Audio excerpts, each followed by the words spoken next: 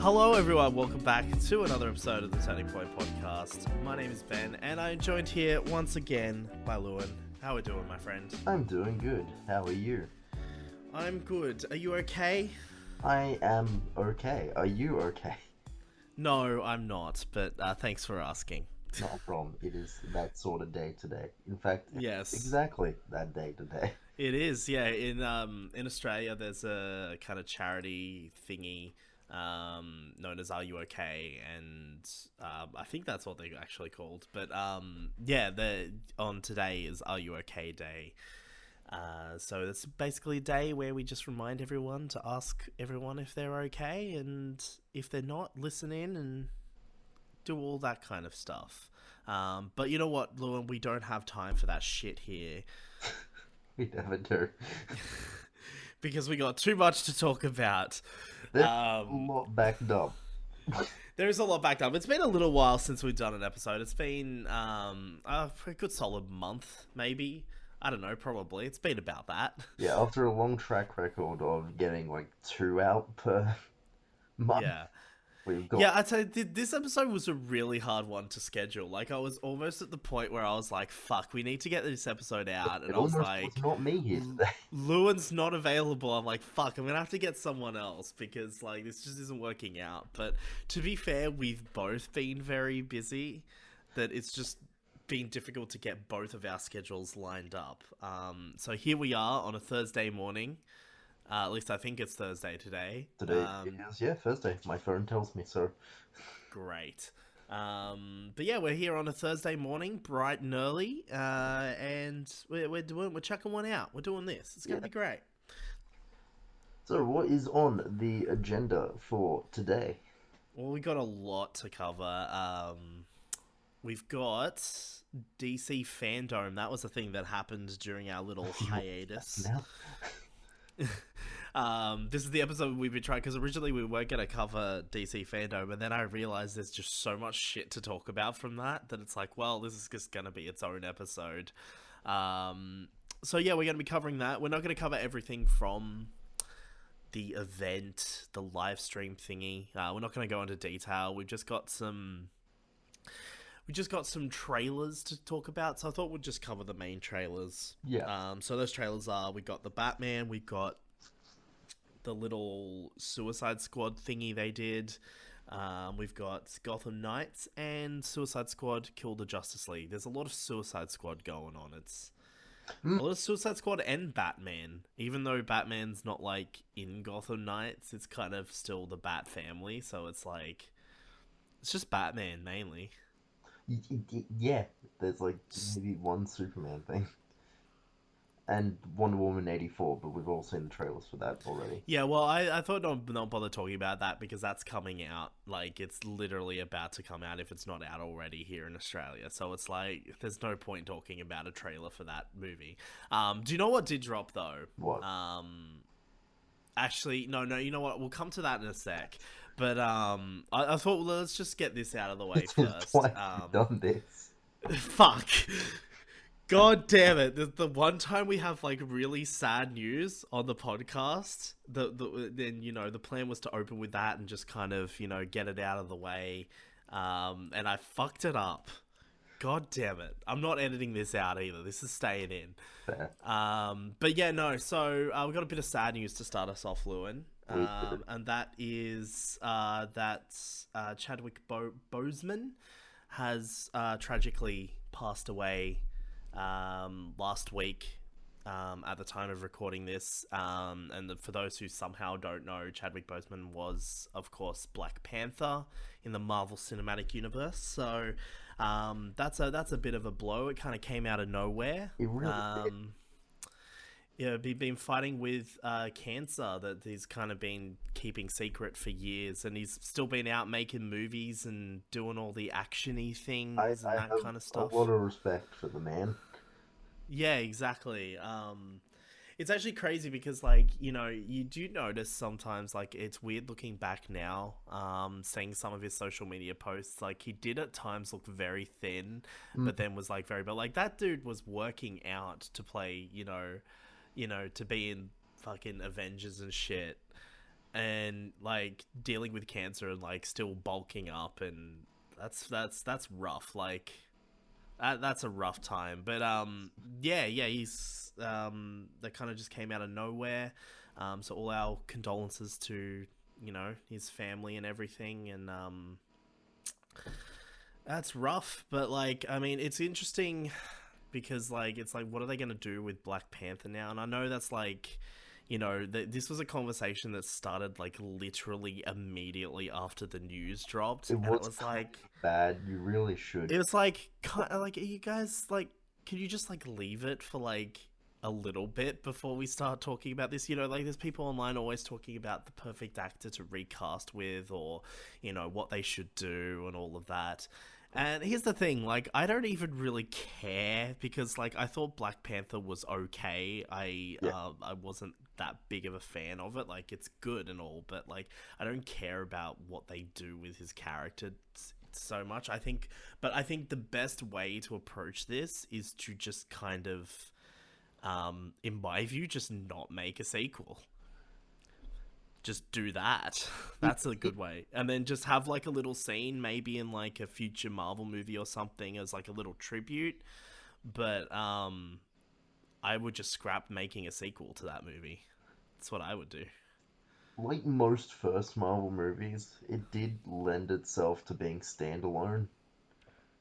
Yeah, and also like I'm thinking, like we've had, he was obviously in Civil War and Avengers and stuff. So we've had quite we've spent quite a lot of time with that character as well. And I think, recasting, because I usually make the argument in films that, like if you recast a role, it doesn't really matter because like the audience is smart enough to know that it's a different actor playing the same character.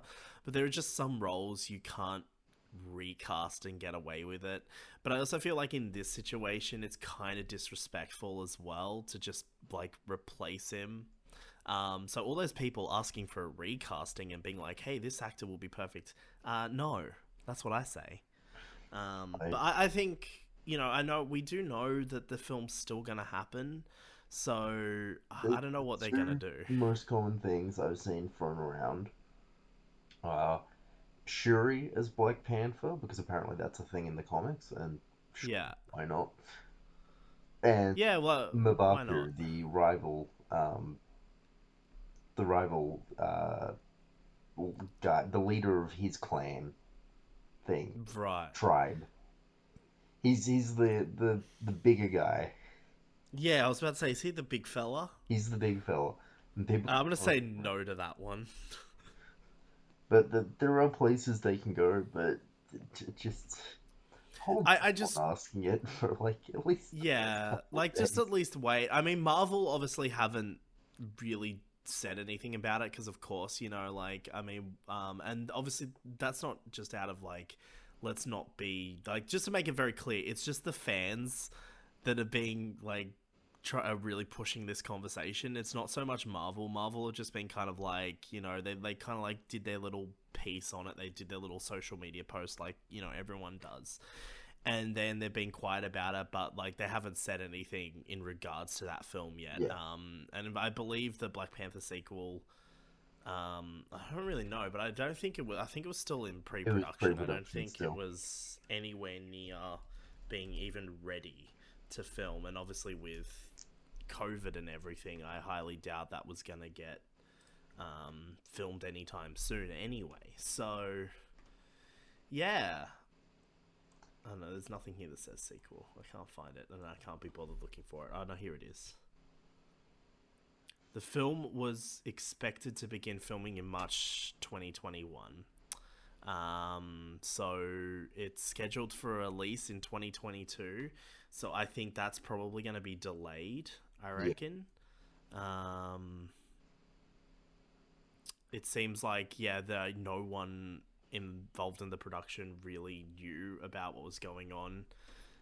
So they were just writing they were just preparing for just making a sequel or whatever, and then yeah, they've all just been like, oh shit, um, So I reckon there's going to be a lot of they're probably going to have to go with a completely new script and rewrite the entire film, and do bits and pieces to kind of get it underway. But yeah, that's rough. That's just some rough news to start off the podcast. I haven't seen any of his other films, to be honest. I've only really seen. I think I've seen him. Oh, I've seen clips of him in stuff, He was but I've really never. good in 42 as Jackie Robinson. I have seen that film. Yeah, I'm just trying to think. I'm actually going to bring up his filmography now because I want to see if I've seen anything else that he's been in. Apparently, 21 Bridges is pretty damn good. Yeah, I saw the trailer for that. I was very interested in watching that. Yeah, so 21 Bridges. Okay, yeah, no, I haven't seen 42. Gods of Egypt. No, haven't seen that.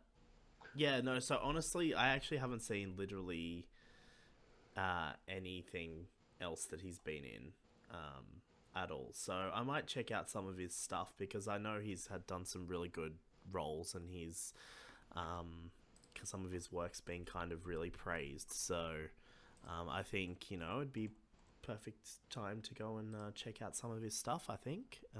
Maybe even rewatch Black Panther at some point.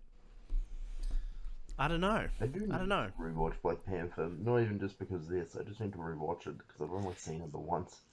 Yeah, and I've been meaning to watch it myself. Like I know I said I don't like I've got nothing bad to say about the movie, by the way. Like I just wasn't the biggest fan of it. It's just not a bad film. It's just like that middle. But I think range. it can't be denied the kind of cultural impact that film has had. It deserves the praise for that. And all the positive stuff that has come out of the film. Like, my issues with the film mainly just come from the script, and that kind of stuff. But everything else, and I love, like, the opening part of that film as well. Like, I don't know if you heard this or not, but, like, the opening part of the film where, how they've got, like, they're in that kind of, like, little, like, estate area. Yeah. And there's, like, a bunch of those. Apparently, like, a lot of those people weren't actors either. They were just people from the neighborhood, which I thought was kind of cool.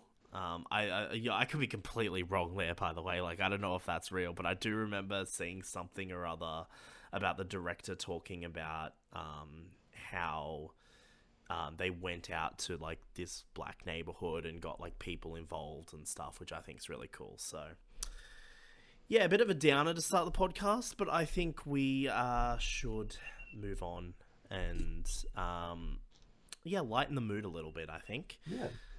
Yeah, so, Lewin. Yes. What have you been up to lately? What have you been doing? That was a terrible segue. I'm really sorry about that. We can always say a segue. It's fine. There's no way you can segue from that either. You can't be like, speaking of death. You need to put a full stop on it there. Yeah. What have you been up to lately? What have you been doing? I know what we've both been doing, but we can jump to that in a sec. I just want to know what you've been up to. My adventure into the Doctor Who audios just keeps continuing. I'm almost done with Paul McGann's main stuff now. I'm well into like 100 hours of audio stories at this point. That's a lot of audio. It is. It's why I haven't gone much further into any story games I own. Yeah. Well, I mean, I guess audios are good to, like, just play as well, like, listen to on public transport or, like, while you're doing the dishes, that kind of thing. So it's been good fun. I mainly only did all this to catch up to Time Lord Victorious when his audios drop, which that actually started last week. Yeah, I was just gonna say, I was seeing. I wasn't gonna bring it up in the podcast because there's just too much shit involved with that to really go through. There was. Yeah, I did see the trailer for that live experience they're doing in London next year, which I'm assuming initially wasn't planned to be next year, but then because of COVID, they've just had to push it to next year. Yeah.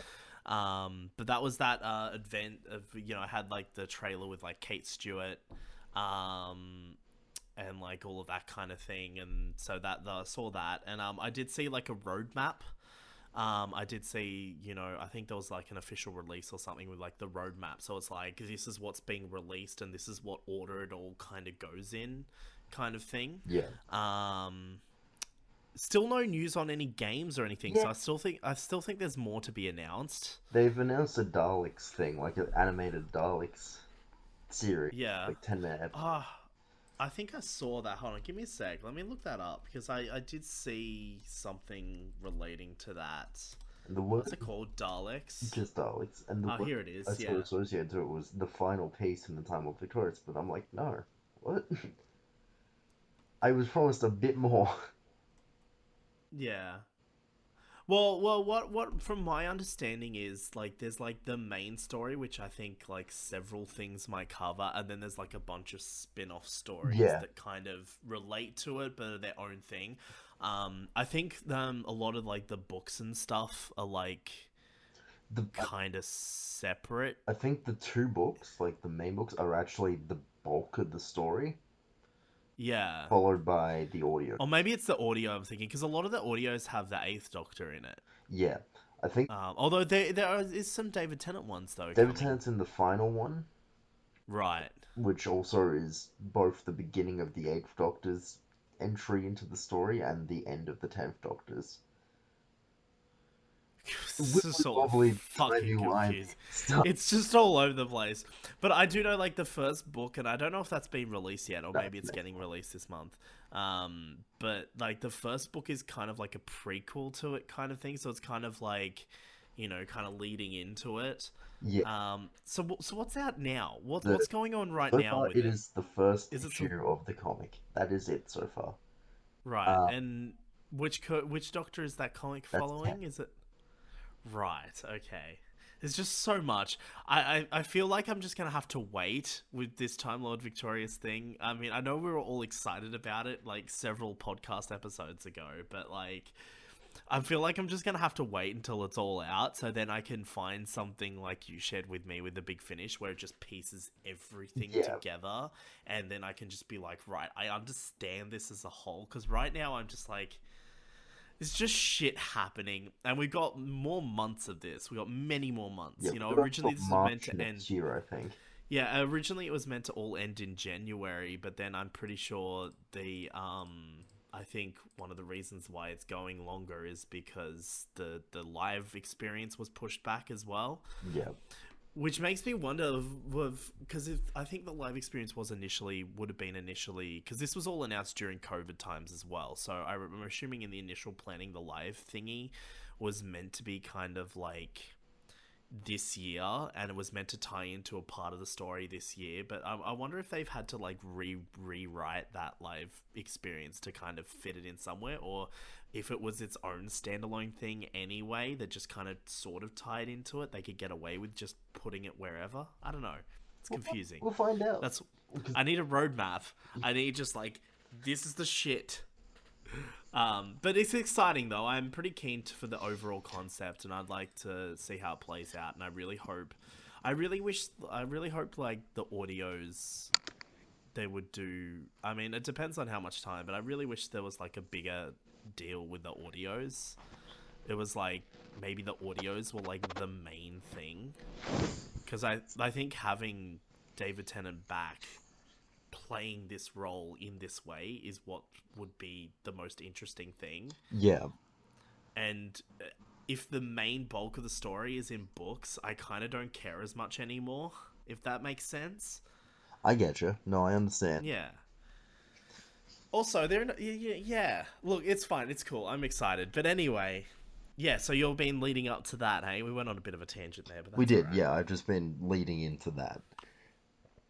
Cool. I'm just... I need to jump into some stuff to kind of prep myself and get hyped. Build the hype for Christopher Eccleston next year. That's what I need to do. I am so looking forward to that. Yeah, no, that's pretty exciting. I'm pretty keen for that. That's going to be a lot of fun. And I might even, like I said last episode, I might even go back and listen to some of the David Tennant, Catherine Tate, and Billie Piper ones, and just to kind of build the hype a bit. I feel like the Time War is just getting too convoluted and complex for me to jump into as much as I want to. So I don't know. We'll might have to do something there. Maybe just listen to some of it because I know the Time War's spread out over so much shit now There is a lot of series now. that it's like, oh, is this really worth jumping into at this point?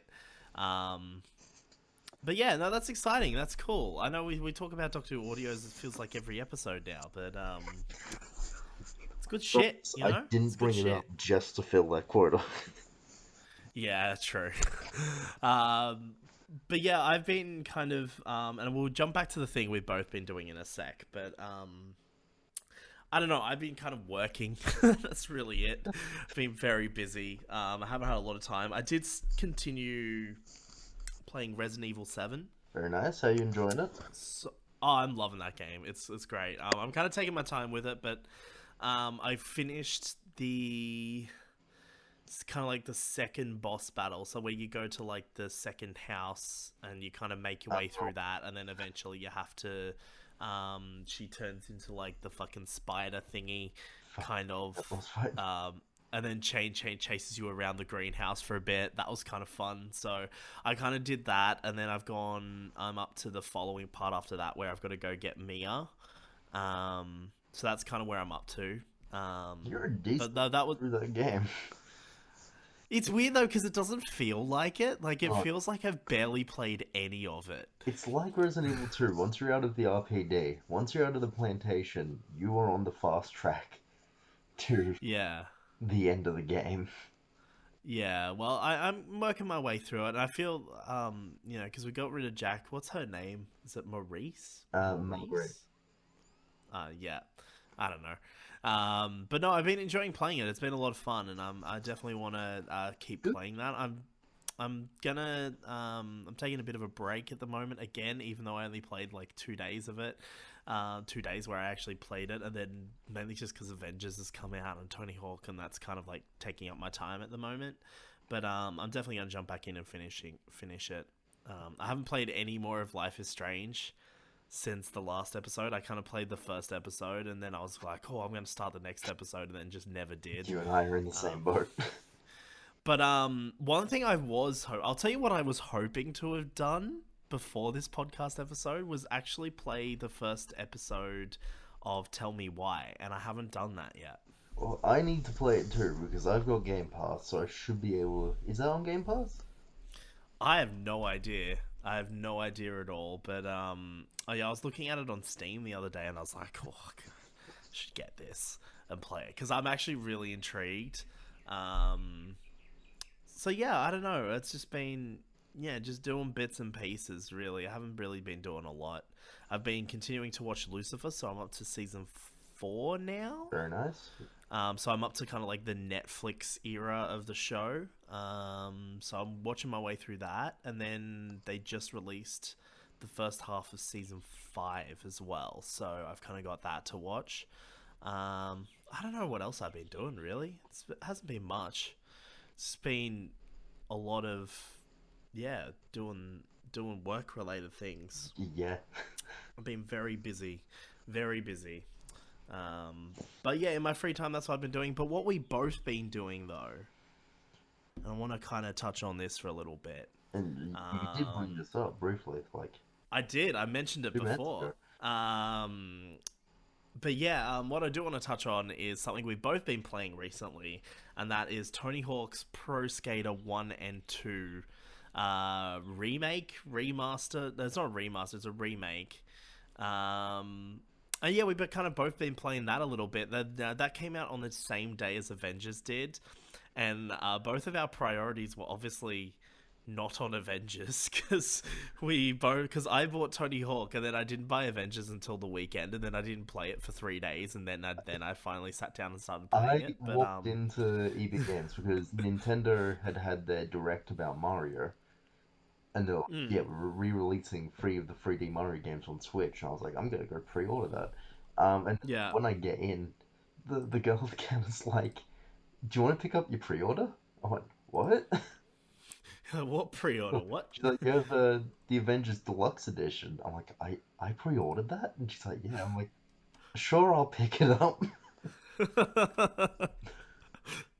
Oh, that's great. But no, my priorities have very much been on Pro Skater.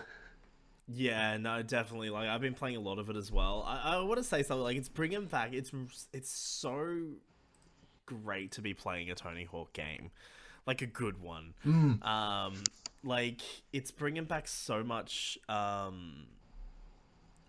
nostalgia to my childhood. Because like here's the thing, I never played Tony Hawk 1 and 2 Two was as my a kid. childhood. Like that was kind of like it wasn't like before my time, but it was just like before my time in terms of like my interests. Like when I was a kid, I was very much interested in the present, not in what past things existed. Um, but I did play a shit ton, and I mean a shit ton of Tony Hawk's Pro Skater 4, um, which I've heard is one of the best ones. I played that, and I think I also played a bit of American Wasteland at some point, Which is and I my think there was an favorite Tony Hawk game. yeah, I quite enjoyed that, and I think there was another one I played, but I can't remember which one it was. Um, and then I kind of just never played them until this recent release because I saw it and I was like, "Fuck, I had to jump on board with this," Once you the know? jump to the PS3 era happened, I kind of dropped off Tony Hawk. Mm, But when they were like, yeah, we're remastering or remaking Pro Skater 2, I was like, yeah. 5 is a disaster, let's go. Yeah, because I was actually watching some gameplay footage. I was watching Nerdcubed play Pro Skater 5, and I was just watching that, and I was like, fuck, this looks shit. That's This what looks chat so shit. no, we both watched. Oh, I was just like, this looks so terrible and bad, and Yeah, like, but the stomp button should be the same button as the grind button. Who the fuck does that? like yeah, but yeah, like this new one has the same. It's not the same control scheme as the original games, although I think there is a setting you can set it to Yeah, be. you can choose either Um, Pro Skater 1s or 2s in the setting. Yeah, but it is it's essentially, and the reason why I just picked it up pretty quickly and it just kind of all came back to me was because it's essentially the Pro Skater. I've never played 3, so I can't comment on that, but it's essentially the Pro Skater 4 control scheme. Nothing's really different from my memory of Pro Skater 4. So I I kind of like I started out and I was kind of like, oh yeah, you know, like it's coming back to me, and then just more of it comes back to me over time. It surprised me how seamlessly I could flow into playing that game. Yeah, it's one of those games that like it's not hard to pick up, but it's hard to master. It's hard to like really get into those intricate, you know, like trick combos and all of that kind of thing. Like just picking it up, it's pretty simple. It's basically like 3 buttons. Essentially, it's essentially square. Well, it's actually the 4 main buttons. It's X, triangle, square, and circle. It's essentially all you need to know about that game is you just press those buttons and move the analog stick in a direction and you do some tricks. But like, so it's like easy to pick up because it's not a complicated control scheme. But then it's like, okay, so now you've got the basics. Now it's time to start learning some actual tricks and start trying to master getting combos together and trying to build your score. And that's where the game is, right? Like the whole point of the game is to, you know, build these combos to get the higher scores and do all that kind of shit. So it's like one of those games that like it's difficult to master, but picking it up's fucking easy, Uh, you know? Doing some basic tricks isn't difficult to do. for keeping those basic tricks going, well, fuck you. That's it. That's where it's at. And like I see people play this fucking game on YouTube because I've been watching a lot of gameplay videos, and I've been seeing people play it, and I'm just like, how the fuck are you doing any of this? Like I'm not even good at this game, by the way. I want to preface this. I am terrible at this game, just in terms of like getting combos together. I'm really bad. It's obviously something I like got better at since launch. Like I've noticed the last couple of days I've been actually pulling off some really cool stuff, but like I'm still just shit. Like when I watch footage of people playing that, like going back to Nerdcubed, I watch his footage of him playing it and I'm like, nah, I can't do that. That's way too advanced for me. um, but it's a lot of fun, and like I will be saying, like I've barely played. I know we were talking about this the other day, and I'll get you to elaborate on your side in a sec. But I've kind of like barely played the campaigns either. Like I've kind of gotten the first couple of Pro Skater 1 and kind of working my way. So I've done the warehouse, and what's after the warehouse? It's the school. Yep. So I've done them. They're 100%ed. And then everything after that, I've kind of got the main goals, but I haven't gotten like the whatever they call the high score goals or whatever. Yeah. Like the very top ones, like the 100,000 whatever ones, because I managed to do it in the warehouse because the warehouse is a smaller space. But like in all those other levels, I like I said, like I'm not that great at this game, so I cannot get like 150,000 points for the life of me. But it's something I'm working on, and I'm sure I'll get it eventually. Just keep manualing. That's all you got to do. Yeah, no, I know. I'm working on it. But, no, I've spent most of my time mainly just in Free Skate because, like, Tony Hawk's Pro Skater 4 for me was very much, like, just a chill game I'd jump into and kind of just play and fuck around for a bit. You know, it was never really a game I took too seriously or even played that much of the campaign of, if I'm honest. I think I did the first couple in that game, and then I never got anywhere past that because I just didn't really care that much. Yeah. And this game's very much the same for me. Like, it's a game I kind of put on just to kind of chill out for a bit, and I just kind of fuck around and do some tricks and try and pull off some cool shit. You know, I really don't care about the actual campaign part. I have been also checking out some of the custom levels as well. Have you There's done the some interesting points level yet? No, I haven't. That's like one of the few I haven't done because I saw the name and I'm like, I don't want to do that. It's so easy. You grind, and that's it. Oh, really? Is that it? You Oh, fuck, I should grind, do it then. Press triangle, Yeah. hold down triangle, and nothing else. That is all. Nice. All right, I'll check it out. After we're done recording. I'll go check it out. But I know you've been playing through the campaign, so how have you been enjoying that? Yeah, I've pretty much, there's these things called get theirs, which I think are new to the remakes. They're like, you know how there's gaps, those blue things you get. Yeah. Yeah, like there's certain things in the level you can do to do a gap. That a get there is a gap, except you have to chain multiple gaps together in one combo in the one level. And fuck that.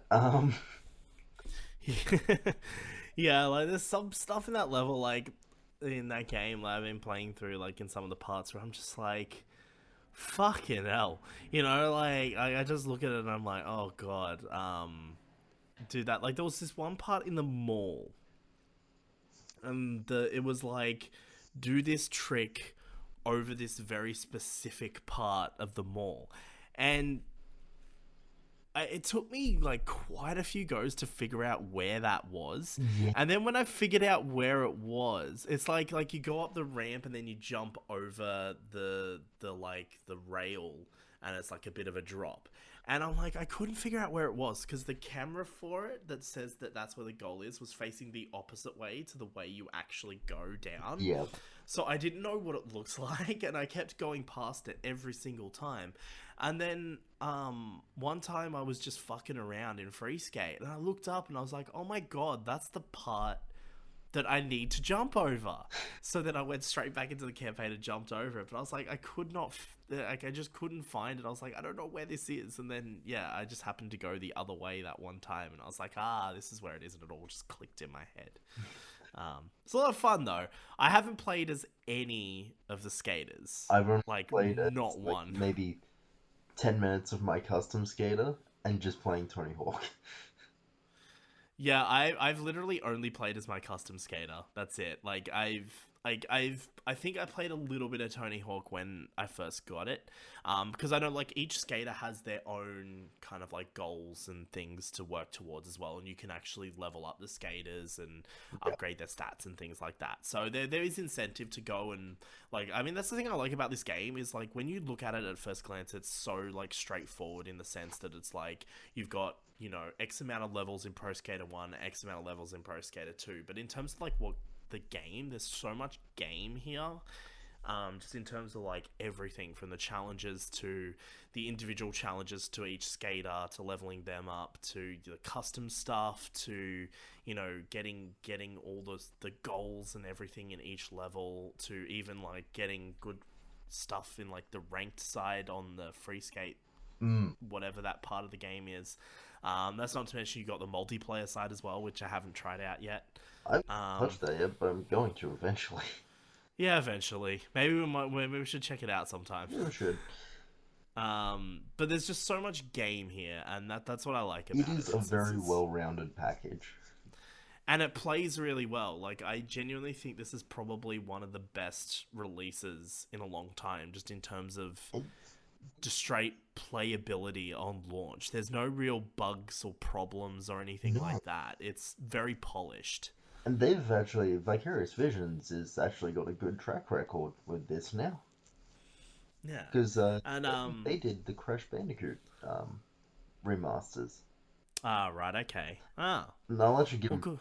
I mean, going from a Crash Bandicoot remaster to a Tony Hawk remaster of all things.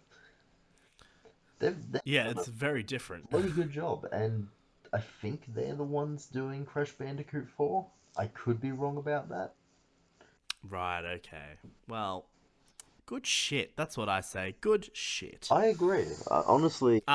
My biggest negative, I have to say, and it's because I love character customization so much, is the character customization is fairly limited, and I'm not a big fan of that, and I really want them to add more options. That'd be great. Thanks. It would, yeah. Also, more clothing options. That would also be good. Give me more clothing options, and I'll just stay playing with a female skater because I know in every single game there's always more clothing options and better clothing options for female characters than there ever are for male characters. So, what are you talking about? GTA doesn't exist. It's fucking GTA. Oh, what a legendary game. But yeah, no, I don't even really care. Like, but just give me a bit more options, just a little bit more. Like there's a good basis of character customization there, but it's on the same level as it's a little bit more detailed than Destiny. But at the same time, it's not that far better than Destiny. It's like almost on the same level. It's just slightly better. And I know it's just a skating game and all, but come on. Give me character customization, like proper character customization. I'll be happy. And I'm mainly only talking about more outfits. I don't really care about the character design. That's fine. I've actually got a pretty good looking character. I'm pretty happy with that. But I just want more outfit options because right now I don't have enough and I don't like what's there. So that's my biggest criticism I will like to add. Yeah. Yeah. Yeah, cool. Well, I reckon we should just move on. I reckon we should just keep this train rolling. Let's just skedaddle out of there. That was fun. Oh, was that 10 out of 10? Yeah, 10 out of 10. That was a little review, kind of, sort of. But let's get on to talk about DC Fandome.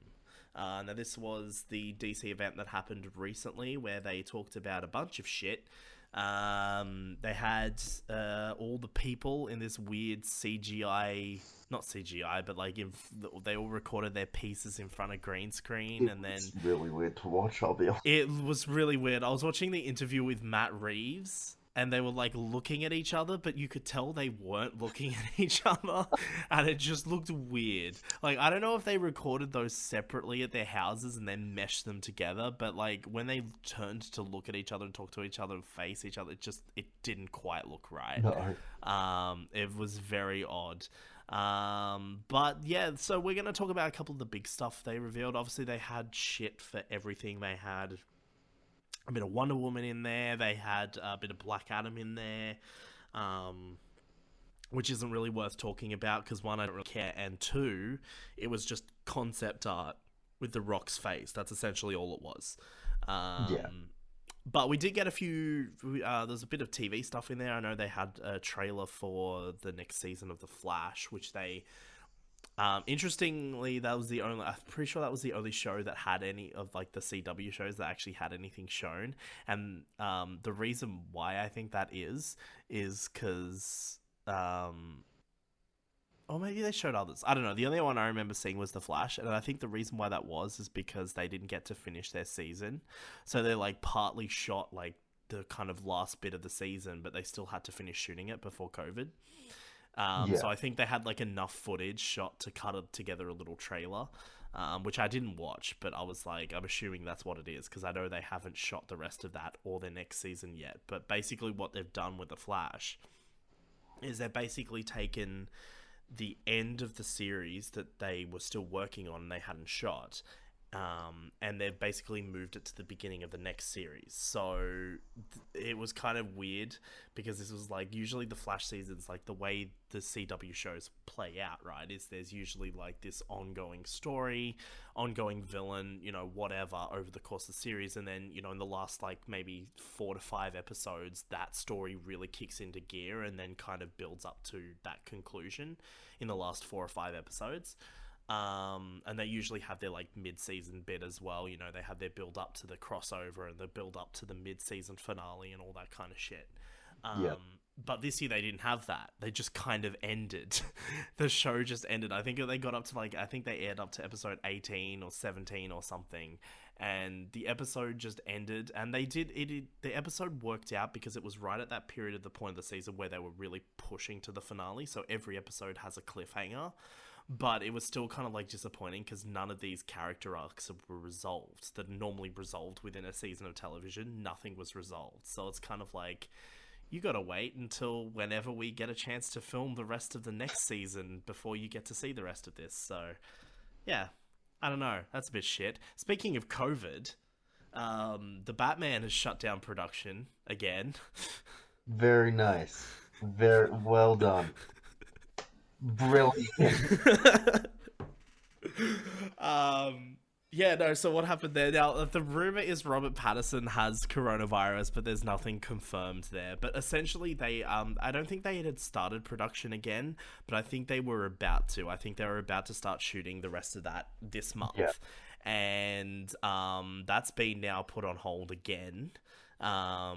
Because someone has coronavirus and they haven't confirmed who it is, but there's rumors that it's Robert Pattinson. But yeah, that's kind of a bit shit. But what they did show at DC Fandom though was a trailer for it. We got a little cheeky trailer for the Batman, Matt Reeves' The Batman, and I must say, looks alright, eh? Looks pretty it good. does. I'm definitely excited for it. It's Yeah. very gritty, even for modern DC standards. Yeah, it's, do you know what's like? I saw this perfect. I was watching a video on it and it said something, and this perfect bit was that it's like the Dark Knight, but like just more of like that vibe, like more intense. Like it's like if you take the Dark Knight, which is already gritty and kind of like realistic kind of thing, and I don't think this is going to be so much realistic. It's going to be probably a little bit more comic booky than what we're being shown. But Yeah, if you take that and then just turn the dial up even more, that's what this is. It looks good though. It really does. Like, there's so many just great little shots in the trailer. I'm really interested to see how they play the Riddler in this, and whether the Riddler's gonna be very the super main. Hillary so far. Yeah, like it's gonna be interesting to see because whether he's gonna be the main villain or not. From what I've heard, Um, he is. yeah, but it's like because there's a lot of characters in this. There's a lot of there's Penguin in there.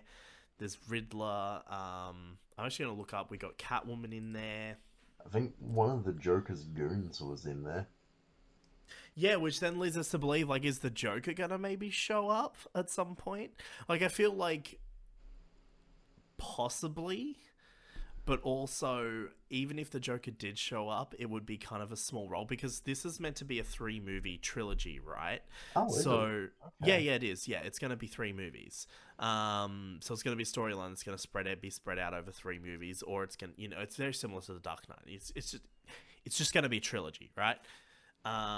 So like, I wouldn't be surprised if Joker did turn up at some point in this film, only to be brought back later on as It's not Jared. as a villain.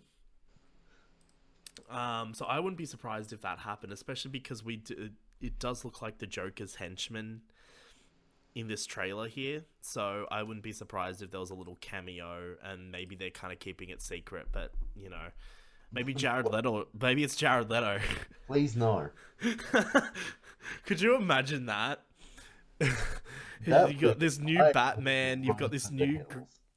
You've got this new gritty like continuity thing, and then just Jared Leto walks out. Not even like Jared Leto as the Joker, just Jared Leto. Just walks out with his long hair and his beard. He's just like, "Oh, hey guys," and then just kind of walks off, and that's your little Joker cameo for the film. Oh, he Fuck. was in it. You need You to know go what? all the way back. You need to get fucking Jack Nicholson in on it. Maybe Jared Leto and Jack Nicholson are just having coffee in the background of like a scene. Like there's not the Jokers, it's just the actors. They're just there. Like maybe someone just invited them onto the set one day and they were just like, "Oh yeah, just chill out over here, have a coffee or whatever, and we'll just do our thing." And they're just in the background. Maybe they can be slightly blurred, so you know you can only make out it's them if you like actually look for it. Yeah. It'd be great. And they're just sitting there, just two blokes having a coffee, just enjoying the sunshine. Although it's Gotham City, so there's no sunshine. So they're enjoying the night time. Yeah, let's do that. All the production team. Well, I mean, they've shut down production, so it's time to make it happen. Matt Reeves, give me a call. Give me a call. Let's make this happen. And then just for fun, we'll get a Ben Affleck cameo in there as well.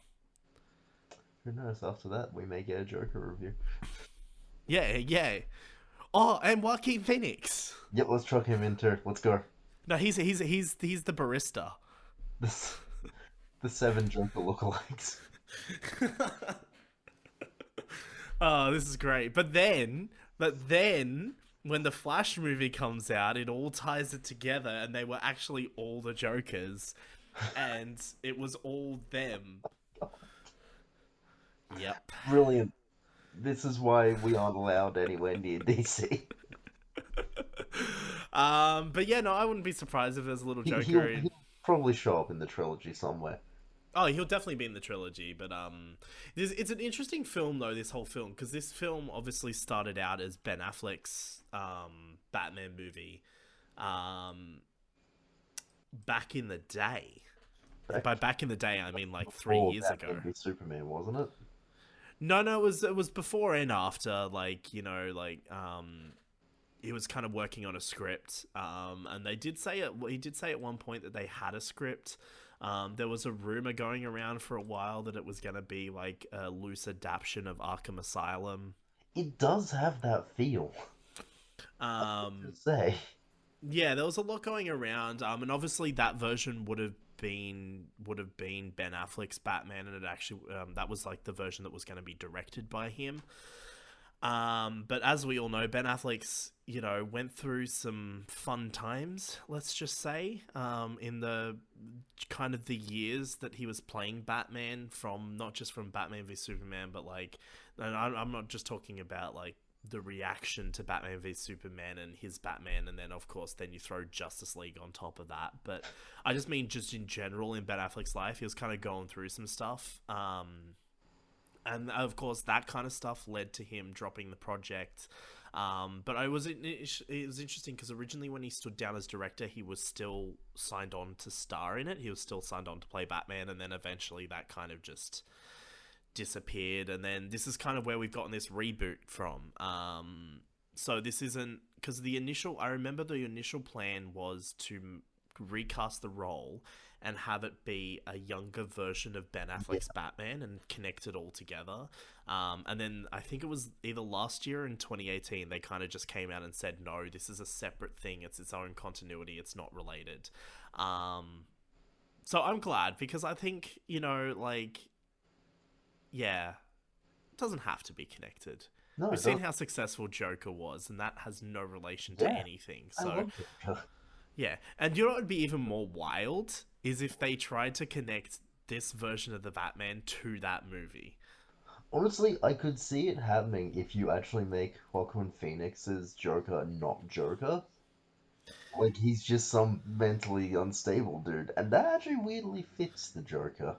Yeah, you could kind of follow the Gotham route of like having the initial prototype Joker, which then inspires the real Joker. Although in Gotham, that storyline was two twin brothers, um, but you don't have to do that. But you could kind of follow that kind of idea of like having this one person inspire someone else, and then they become the Joker that faces off against Batman. So there is, you could definitely connect these two universes together. I don't think they will. I think they're very much gonna keep Joker as its own thing, Yeah, its own separate thing that has nothing to do with anything else. But I mean, you know, it'd be a fun little thing to do. Or either that, or they could get Joaquin Phoenix to come back and play the Joker. He's just playing the Joker of this universe, and it's not related to the film that he's done. You know what I mean? Like, yeah, I think his Joker was so well received and such like that movie itself was such a success that like I mean Joaquin Phoenix isn't the type of actor to do it, but if they could get him on board, like I could totally see them just bringing him back and just being like, yeah, it's a different Joker, but it's still his Joker. It's just not the Joker from the Joker film. yeah.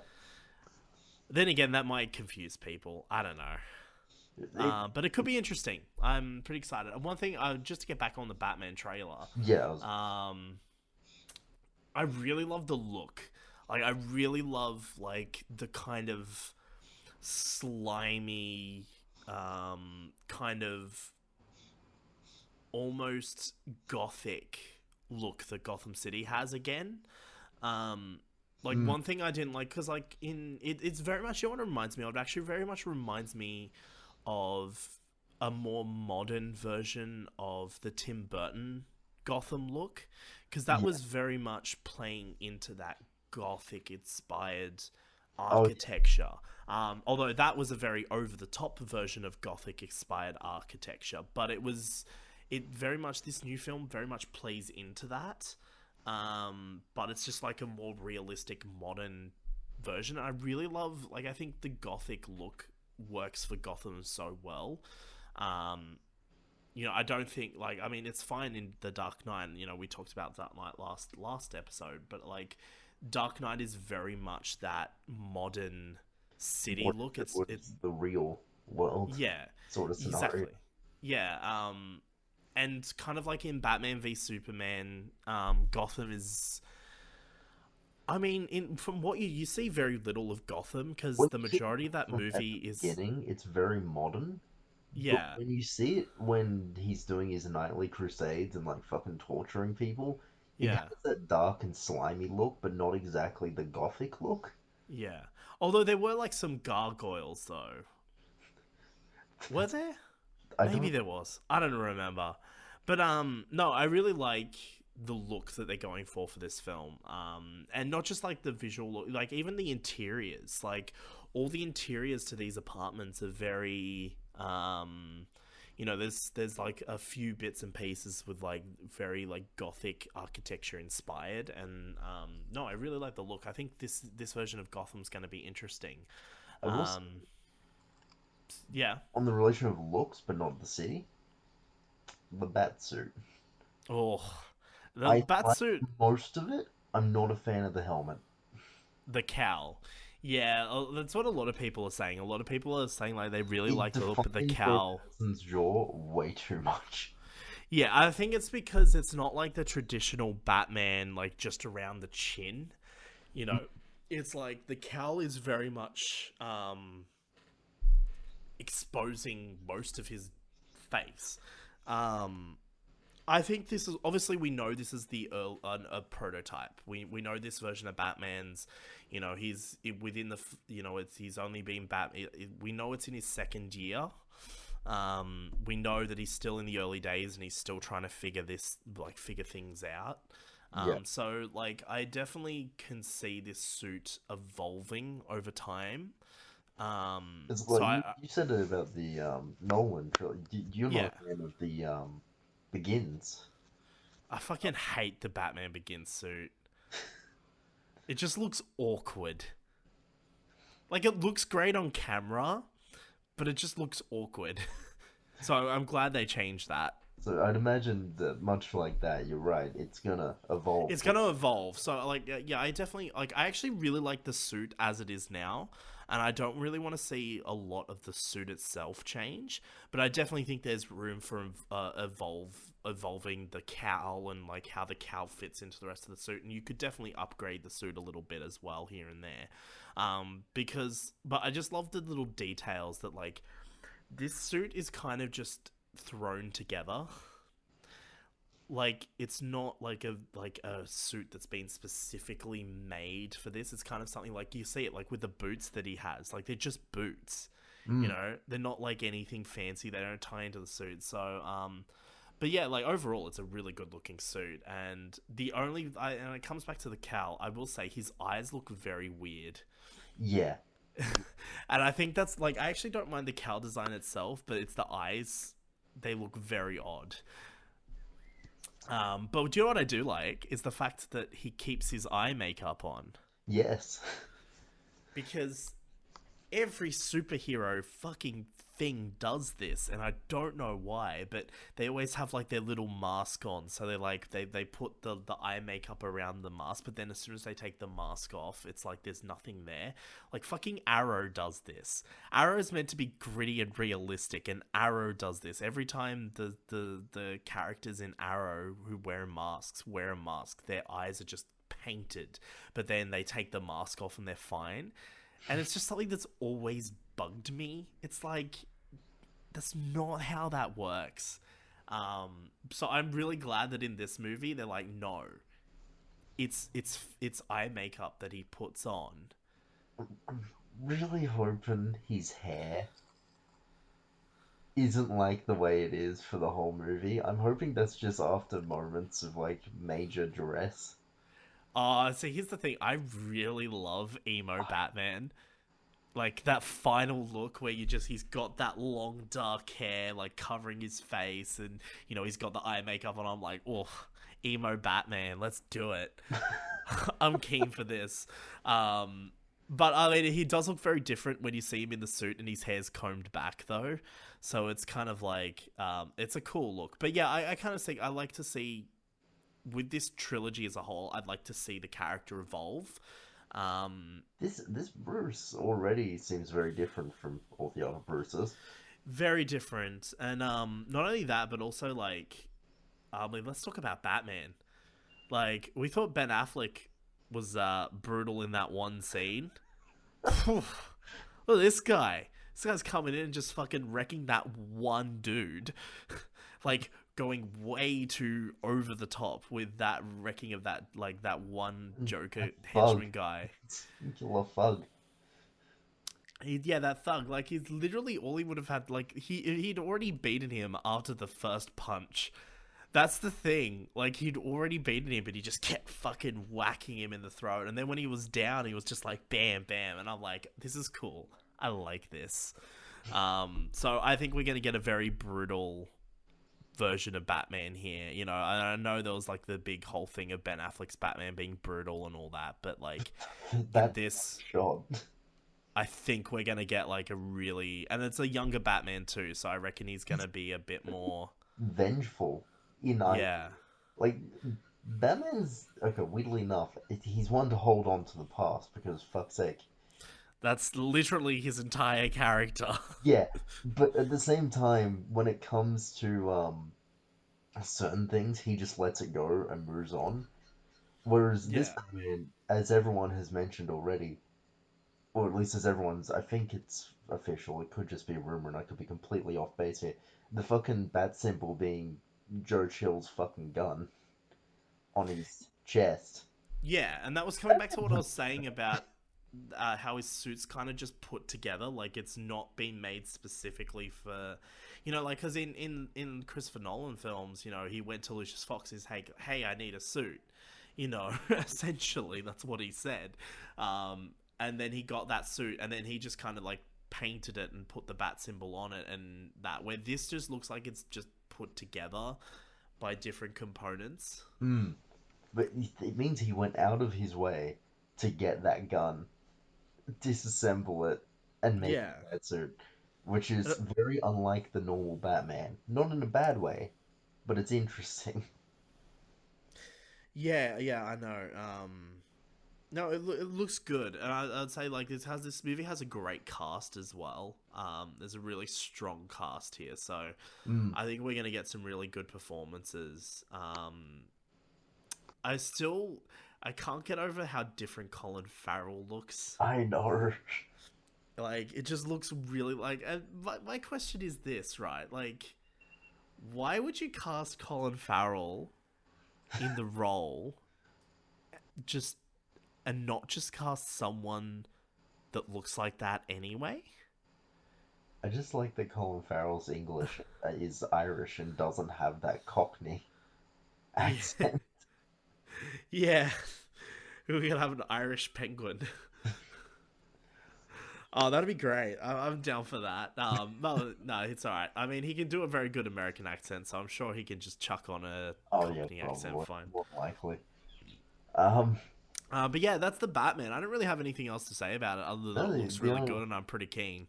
I think having Riddler as the main villain, the movies always forget to showcase Bruce as the world's greatest detective. Which is actually the big thing that this film has been pushing for, ever since like Matt Reeves first took over, and he's been saying that this is very much going to be Bruce Batman detective movie. Which is It's not. good. I Yeah. I want to see more of that. And it's good too because we're also like, for people who may be just more interested in the more comic booky fantasy Batman, I guess. We're still getting Ben Affleck in the Flash movie. Ben Affleck's gonna be in that.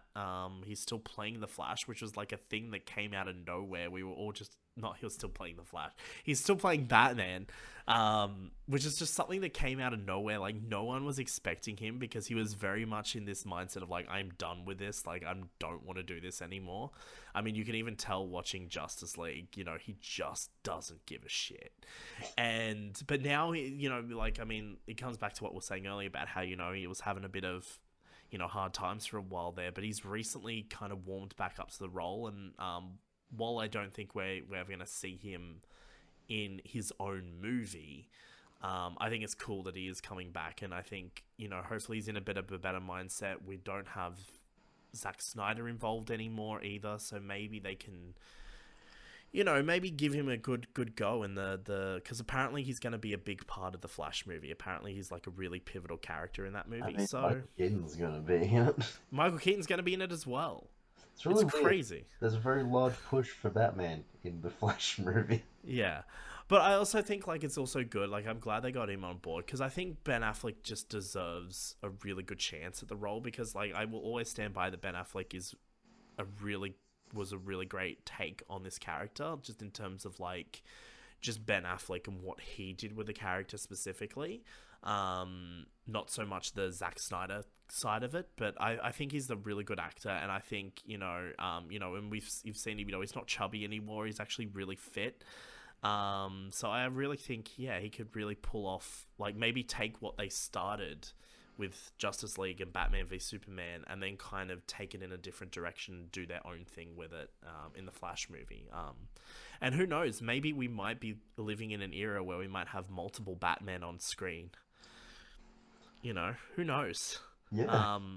I have no idea if the Flash movie will be good. We don't really know much about it, but I'm just excited. I just want more Batfleck.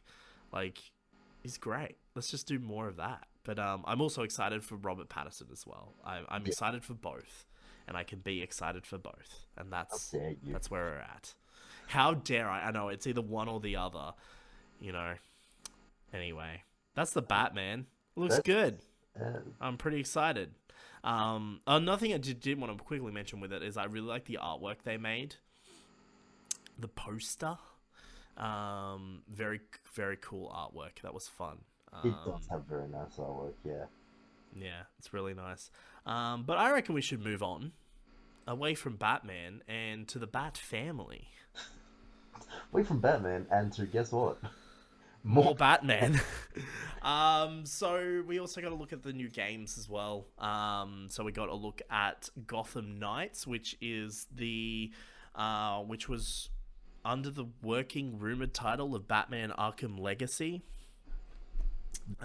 Which has been a name floating around for a very long time, and Warner Brothers have been teasing this game for fucking years.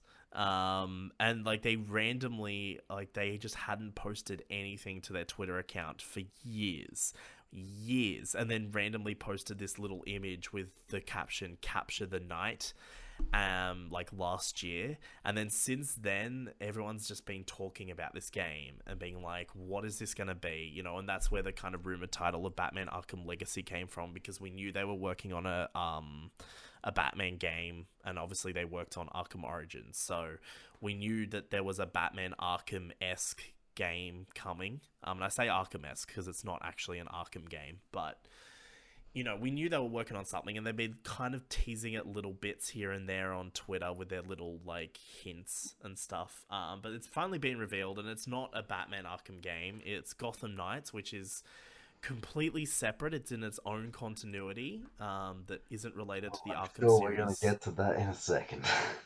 Yeah. It isn't related to the Arkham series at all. And it's interesting because when this trailer starts, it is very much hinting at this idea that it's connected to Arkham, because like the trailer starts with Batman and he's like delivering his little speech about how he's dead and all of that kind of stuff, and it's like, okay, you know, this could be a follow reports of the Wayne Manor explosion. Yeah, I mean, it's like this could be a follow-up to Arkham Knight, just with the other characters. But then he said Jim Gordon died, and I was like, oh, okay, so this is not related to the Arkhamverse at all. And you know what, I'm fine with that. I just think it makes it a little confusing, because we've known this developer has worked within the Arkham series, and we know that they've been working on this Batman game for a long time. And it's like, it's just confusing, and because of how Arkham Knight ended, it's just confusing to throw that into the trailer first thing, and then not have any kind of clarity straight up that it's a separate universe that isn't related. But essentially, the trailer, basically what this game is it's essentially going to be, you kind of play, it's like a co-op kind of game. You play as 4 characters, so we got Nightwing, we got Batgirl, Robin, and Red Hood. Oh, and that was the other thing that just threw me off immediately during that reveal trailer, is when they showed Batgirl, I was like, right. What? Why is she walking? What's going on here? So yeah, no, it's fine. But you got Batgirl, you got Nightwing, Robin, and Red Hood. But yeah, what's interesting about this is that like they all kind of have their own unique play styles. So like, you know, Batgirl is very much that Arkham combat. The two that were shown in the demo, they both very much follow their Arkham style. Yeah. Because Robin, if I remember correctly, looked to be using his batons and shit. Yeah. Is it a different Robin though? I think it's Tim Drake or something. Yeah. Wait, no, it's Tim Drake and Arkham too. It's okay, so it is Tim Drake still. Yeah, I was saying, it looks very different. He's got hair now. Yeah. But yeah, no, that's very much that kind of like Arkham esque combat, and even in the trailer where you see them riding the bikes, very much like nod back to that Arkham kind of style of combat. But based on the trailer, I do like the map. Yeah. The scale of it all. It looks bigger, which is what I like. Yeah, and it is going to be an open world Gotham City, where you can play it solo, or you can play 2-player co-op, where the second player can drop in and out at any time without affecting the other one. So, you know, like I think that's kind of cool. You could be playing, you know, like you could be playing, you know, a mission or whatever, and your mate comes online and you're like, hey, do you want to, you know, play a bit? And you can kind of just jump in. I think that's kind of cool. Very Um, DC Unity, except Unity was side quest and not yeah, but story. Unity was also like a separate thing to the main game, where this is like you can kind of just jump in. Um, I don't know if like I don't know if the multiplayer mode's separate to the actual game. I don't know. But it's going to be cool either way. And of course, the big thing that we've known for a very long time is that this game will be focused around the Court of Owls, which is a fucking cool storyline. It is. Gotham did it in season 3. They did the Court of Owls in season 3, and that was a lot of fun.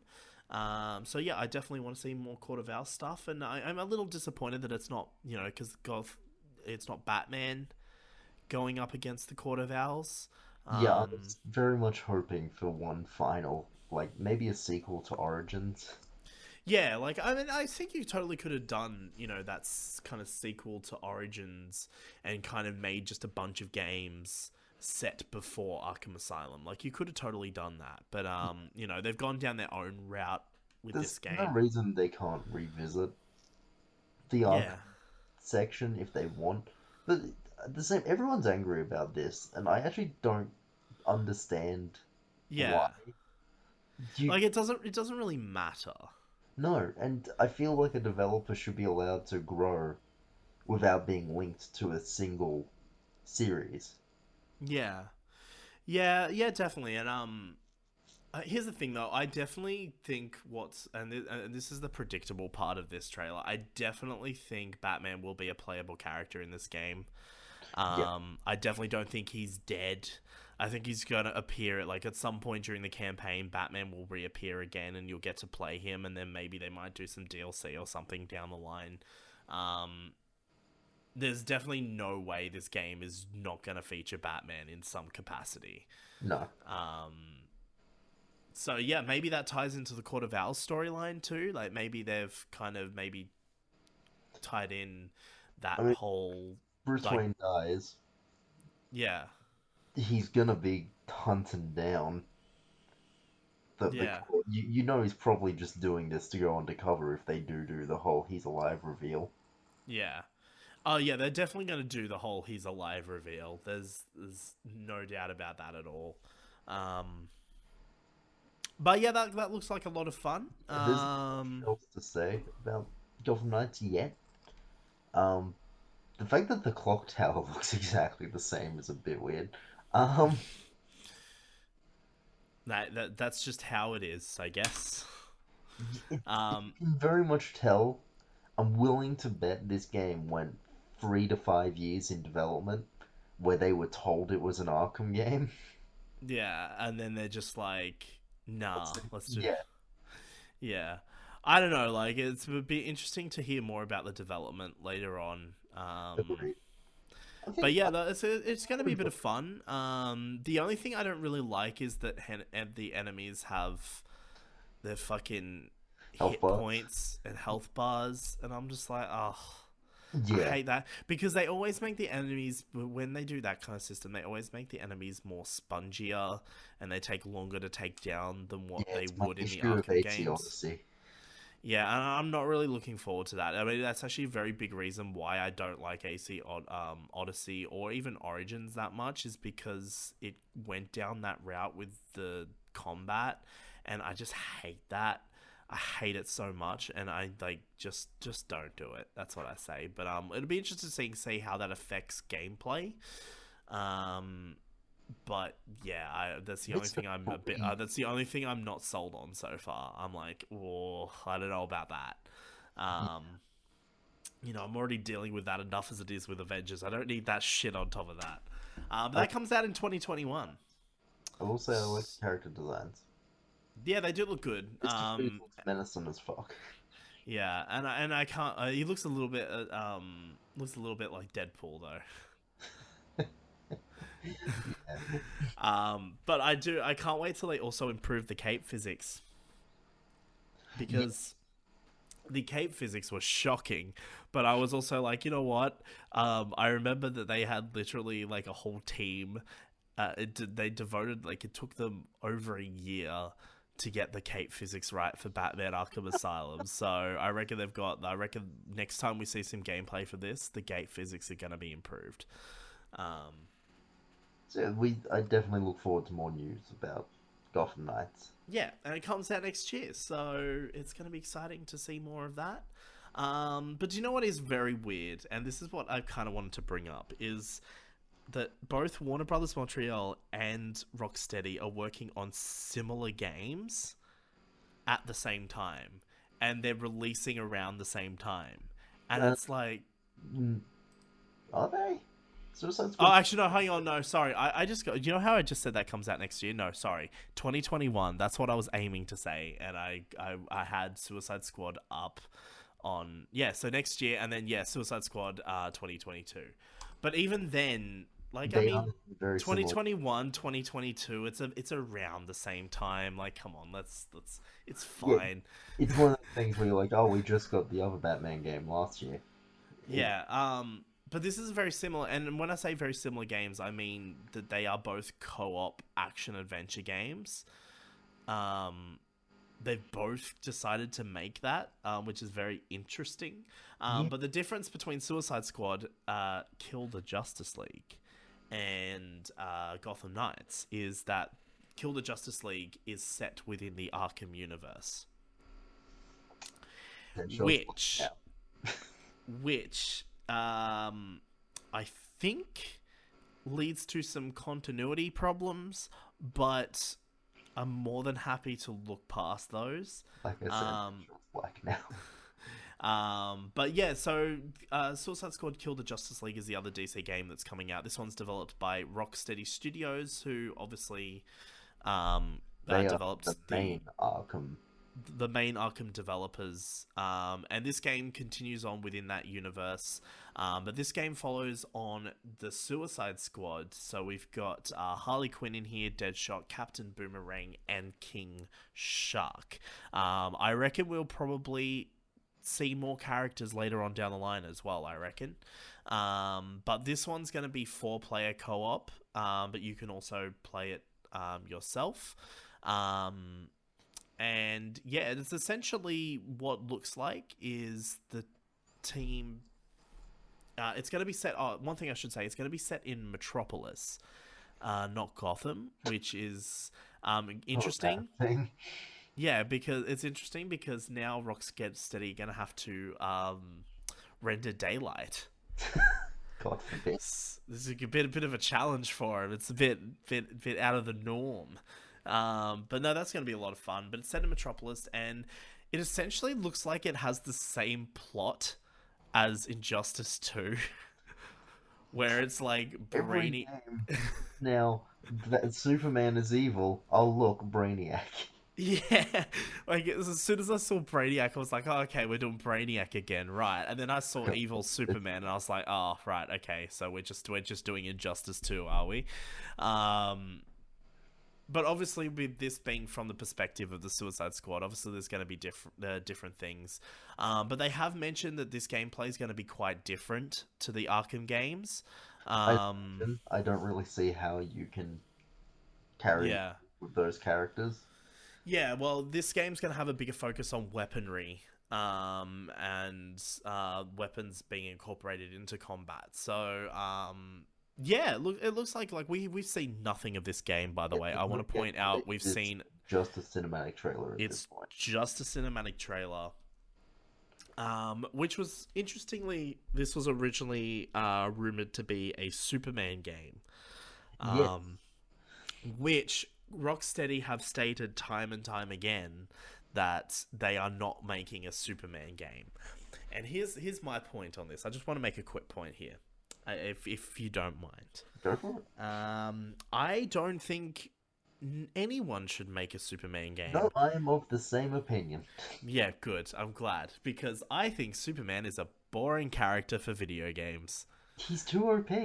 Exactly. You have to dumb him the fuck down. Like, he's Superman. Like, everyone was going, oh, Rocksteady's making a Superman game, it's going to be in the Arkhamverse. I'm like, if that means that there is some threat that is a threat to Superman, You feel like that would come up at some point. Yeah. Any of the Batman games. Well, the fact that Superman exists, but then again, Lex Yeah. Luthor exists, so what do I know? But no, You they know should. what?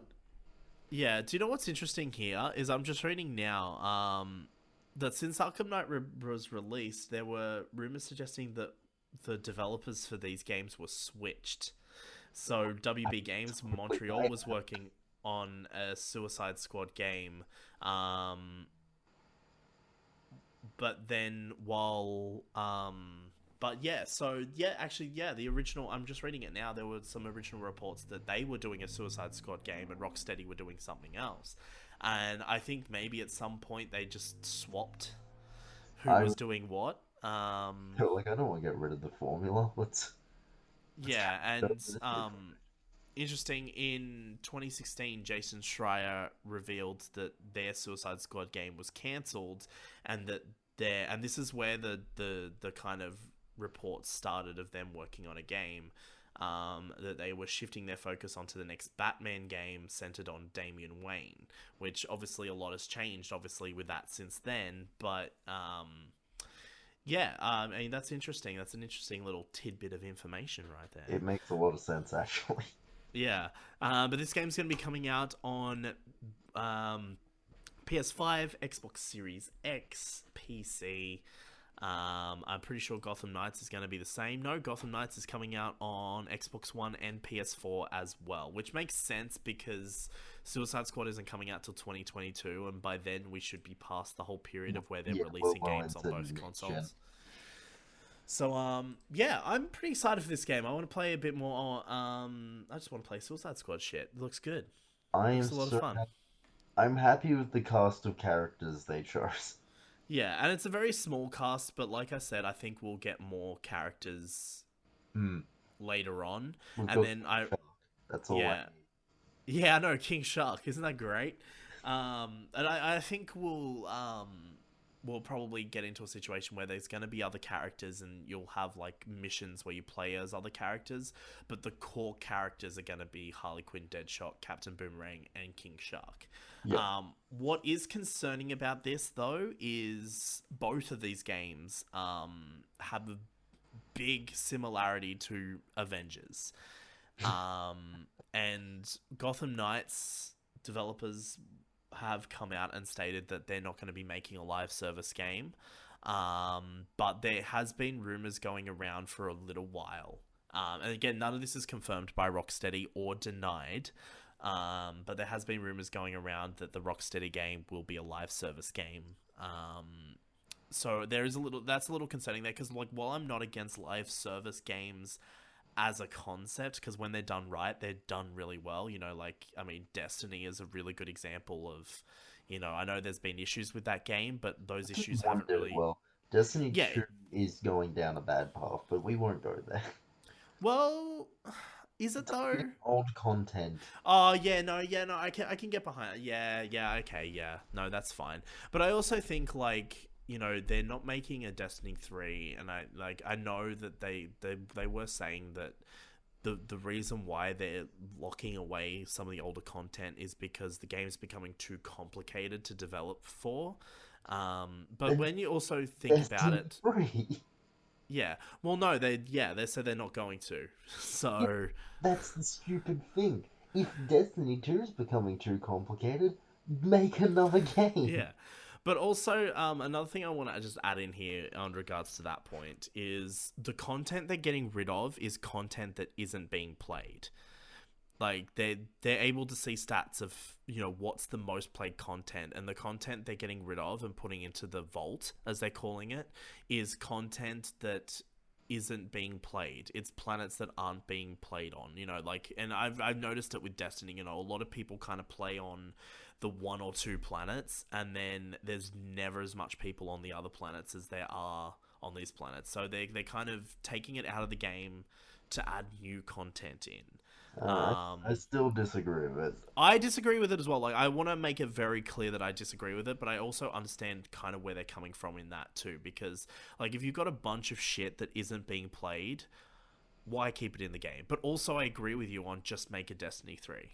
I feel like a Destiny would sell better than DLC. Yeah. Like I don't know what their planning is, but you also like Bungie has like just recently split from Activision. Like that was still a recent thing, Yeah, I you know. know. So maybe they're just trying to like figure out what they want to do for a bit before they like jump into committing to another game. Maybe I don't know. Who fucking knows anymore? But we got Um, live service games. but the point is, a live service game, when done well, is fine. But my worry is that it's going to end up being like another Marvel's Avengers, which, while I'm enjoying playing that game, that game is very heavily designed to just push microtransactions, Yeah. and I'm a little worried about that because that's kind of like the element of live service games that is really dodgy if it's not done well.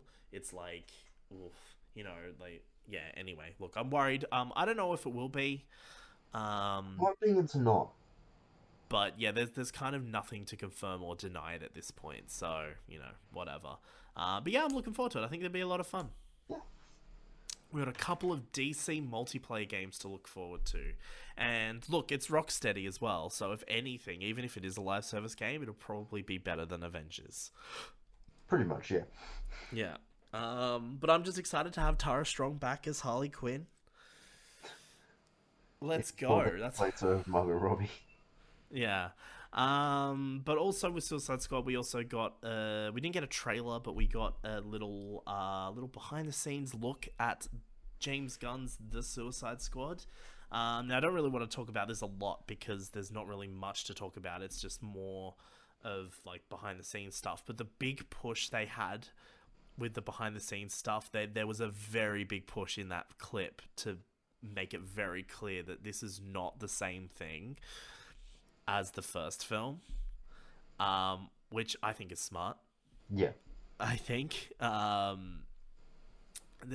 really trying, and not just in terms like yeah, like I think it's been confirmed that it's loosely connected to the DC continuity, but it's very much going to be its own thing, which seems to be what DC is just doing these days anyway, is very much like we're doing all these films. Some of them are in the DC universe, some of them aren't, but the ones that are in the DC universe are kind of standalone and you aren't really heavily related to the DC universe, which I think is very smart. And I think Yeah, I agree. especially after the travesty that was Suicide Squad, I think it makes sense with the sequel to really try and distance itself, not just tonally, Yeah. thematically, just distance yourself as far away from it as possible. Like, yeah, you've got the same actors in there, and some of the same characters, but like even just looking at those, they're very different to how they're portrayed in the previous film. I think Like look at that Rick very Flag. issue. Very true. I think that issue very much had bearing on what happened to Birds of Prey. Yeah, That movie yeah. was sadly a flop, and I love that movie, as we've discussed. We've got a whole episode about it. In fact, it was our second episode. It's also our Yeah, shortest episode, so you can go back and listen to that. I think having having it publicly announced that this is a reboot of sorts, Yeah. that they've done everything they can to say that this will be better. Yeah, and like the big push was just being like this, like I mean, it was obviously never explicitly stated, but the subtext of what they're marketing, what the marketing team are trying to push here is very much that this is a different thing. It's okay. And the big, I mean, it looks great. It looks very much like it's very taking on that source material as well. Like there is a ridiculous cast for this film. Ridiculous. I think There's you said it to me that they're all probably gonna fucking die, Well, right? that's fine though. That's fine, but I think in none of them are gonna be a Slipknot situation. You Yeah, know, like I think they're all gonna have like their little moment, but a lot of them are gonna die. And they even had that as a big push in the trailer is don't get too attached, which was kind of a big push for the previous film as well. Except in the previous film, Slipknot died. that was it. Yeah.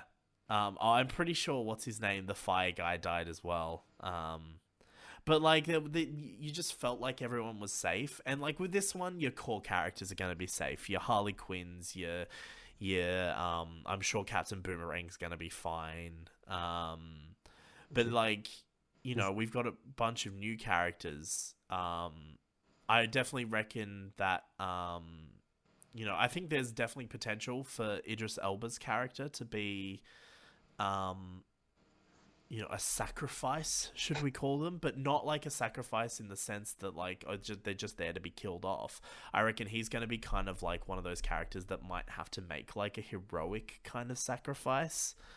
yeah, Um, Same with John Cena. I reckon John Cena is going to be one of those kind of characters. But then you've got characters like, and as much as I love him, Peter Capaldi.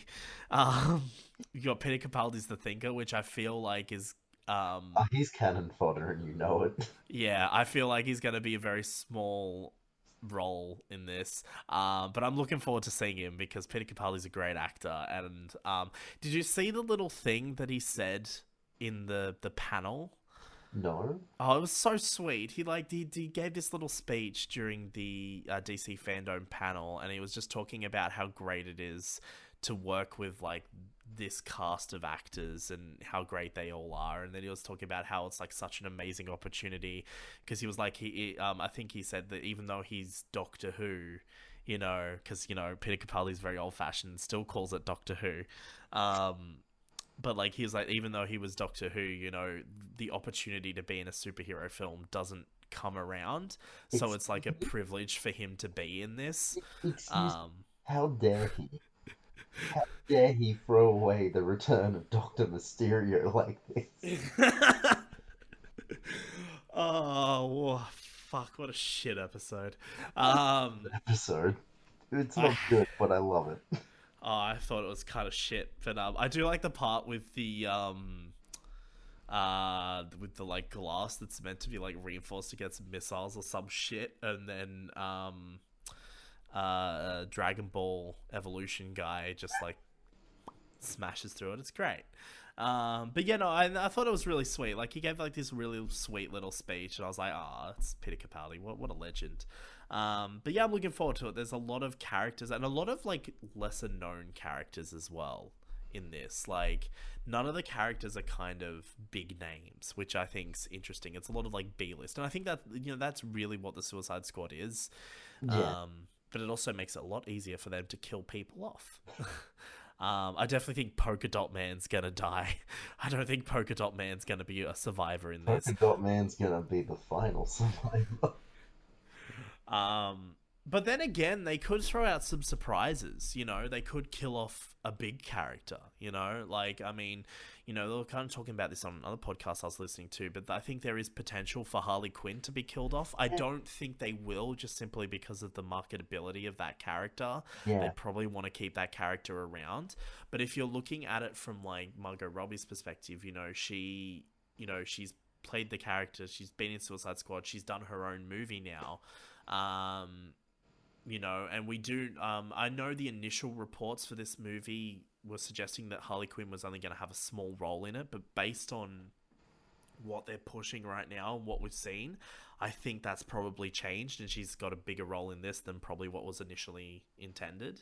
Harley But Quinn in the past 10 years has become a fucking powerhouse of a character in terms of merchandising. yeah. And we've also got, obviously, like, she's got a show as well, which I do want to check out. I want to check out the Harley Quinn show because I've heard that's really good and a lot of fun. Yes, it is. I'm halfway through season 2. It's fucking great. Watch it. Yeah, I'm definitely going to get through it, I think, It's because I've why been I wanting love to watch Pink it for Shark. Yeah. But no, I'm really looking forward to this, and I think James Gunn, I'm not a big fan of the Guardians of the Galaxy films. I think the first one's all right.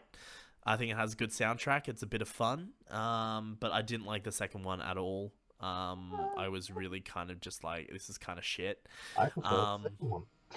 Well, there we go. We have a opposing opinion on the podcast. Man, Oof. it's not like this. Here we go. Let's square up. Let's go. Let's Okay, argue. This alright, podcast just become about why Guardians of the Galaxy 2 is better and why I If think you are that. looking for rational reasons from me on why I like a movie better, you are never gonna get it.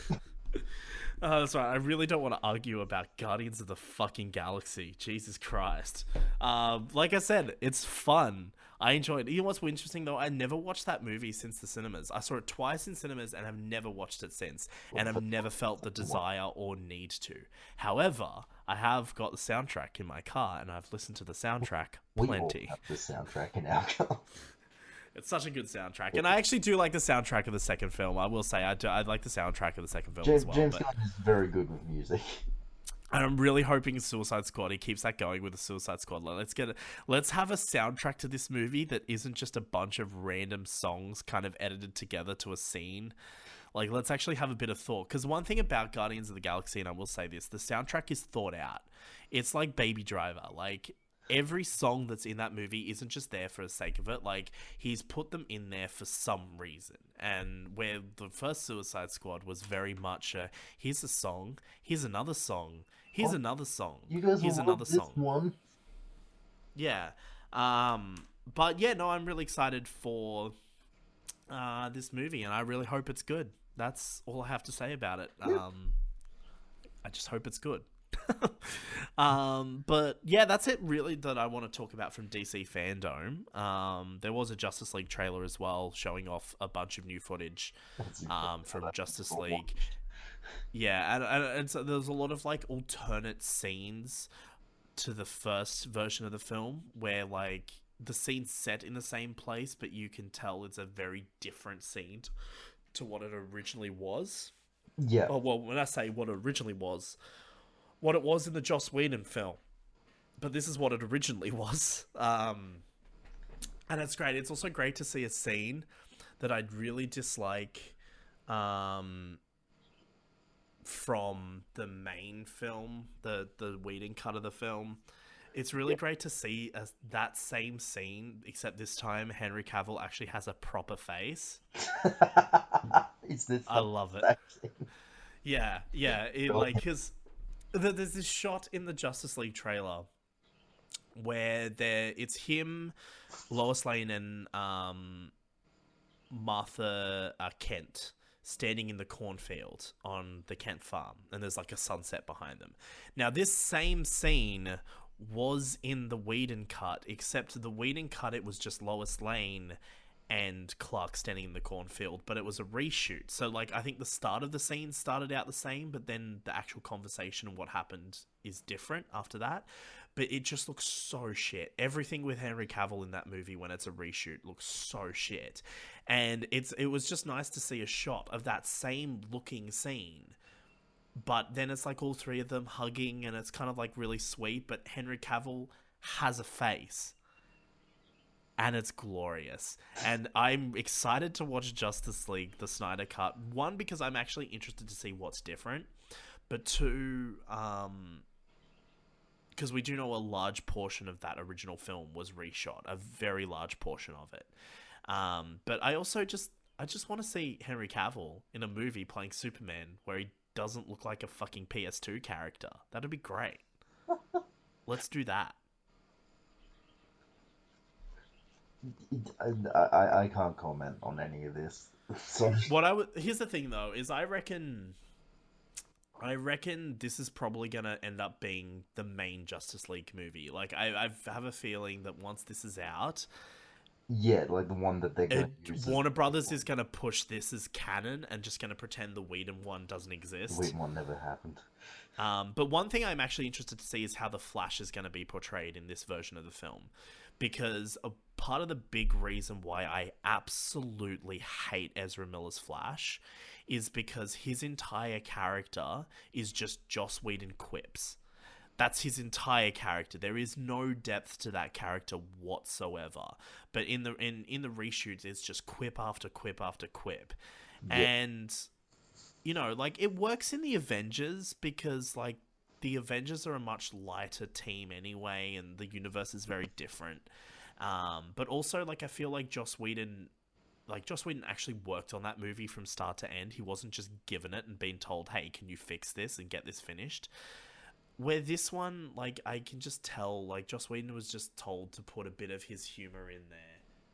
And it just kind of didn't just like put your trademark humor in there, but it just kind of didn't really work out, you know? Yeah. So I'm really interested to see how the Flash is actually going to be portrayed, because I feel like it'll be more in line with the Flash movie than what we've got in this. Yeah. So yeah. But yeah, that's all of DC Fandome, and we're going to have to end this podcast here. We were going to do first impressions of Avengers, but we might save that for the next episode. Yeah. Because I've got to run. I've got to run off right now. So let's just wrap it up. Yep. This was a fairly well-rounded episode, so... Yeah, and it's under 2 hours, which is nice. But yeah, thanks everyone for listening. If you did enjoy this episode and you are watching it on YouTube, then feel free to press the like button and subscribe for more content. We have hit that bell button to be notified. And we're also on Spotify, so if you don't want to watch the video version, you can head on over to Spotify, where you can just listen to the audio like a normal podcast. We got social medias as well. There's a Turning Point social media. There's my social media. Everything's linked below. I can't be bothered listing it all out.